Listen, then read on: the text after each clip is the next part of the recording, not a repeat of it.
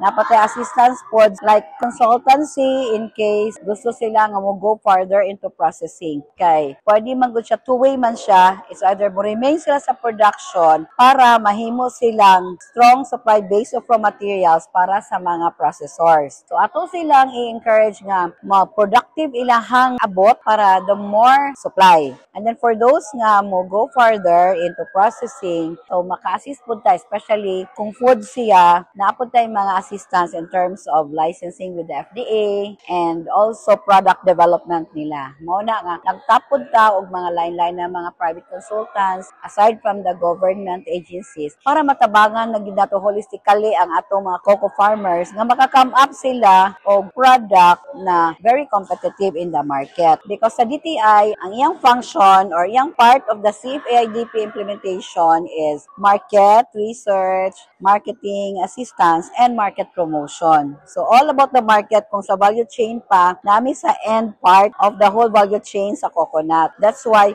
we really need to support each other, mo-collaborate din sa ilaha kay mo to nga what will we market kung kulangan ang atong production. That's why dili pwede nga mag-silo ang kada agency. We have to act holistically. So mo na nga collaboration jud to. Kung walay collaboration, kung mag-silo dili ta maka-reach ato ang goal ani nga program.